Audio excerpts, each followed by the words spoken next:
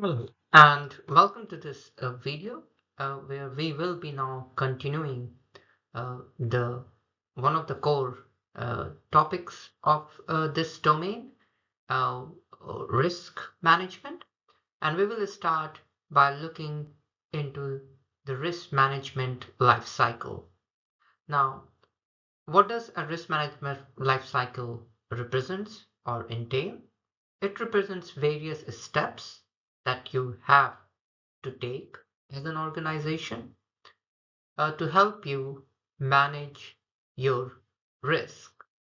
And it starts with first identifying your risk, assessing the risk in terms of the business you are in, treating that risk, monitoring and reporting about that risk. Probably you will have to report to an auditor or report to an external regulator, depending upon the business you are in. It may also be that you are reporting to the wider society if you are in a business which has a much wider impact on the society. Examples like that. Now, it is important to understand that risk management life cycle is an iterative process. That means though the steps follow one another, the nature is quite circular, which means the steps also repeats themselves after a while. So, if you have identified a risk today, it may or may not remain relevant in future, depending upon how the business, the external environment, the factors internal and external have changed.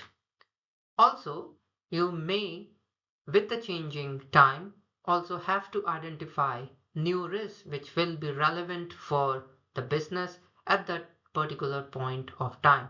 Therefore, identifying is the first step, but this is not a one-time exercise. Similarly, the same goes for assessing, treating, monitoring, and reporting the risk. The requirements may change. Now, it is also advisable to have a look at your risk management life cycle or the framework on an annual basis, but you may also be sometime forced by nature, by the force of regulation, etc., to do an out of cycle risk management, maybe on critical items which are critical for the sustainability or the continuity of your business. Now, one example you can take is, for instance, when the COVID 19 virus hits and became a pandemic worldwide, it has created a lot of unknown scenarios for the businesses that they have to tackle at given point of time, and that is something that they need to tackle immediately, which means the waiting for an annual review of the risk management life cycle was not an option. Therefore, out of a cycle risk management needs to be done, and many companies and organizations, governments across the world have adapted to the new reality of that pandemic. So that is just an example, but you can think the similar situation may occur in many different forms and shape, which you have to be very mindful of.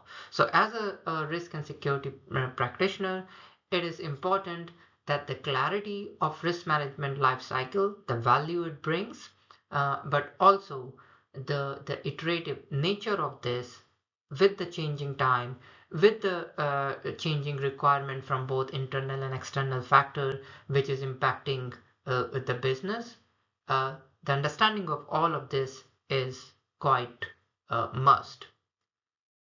What we will do now in the following videos is that we will look at each of this a component of a risk management lifecycle, starting with identification. We will also look at the assessment of a risk, which may be both qualitative and quantitative in nature. We will look at the treatment. How do you treat particular risk? Is not one size fit all kind of a scenario. Therefore, for a particular risk, you need at times only a particular treatment.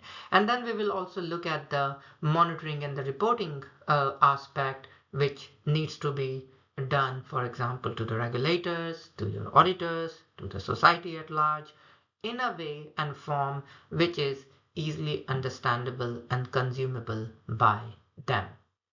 So I'll stop here. Uh, Thanks for watching and keep learning.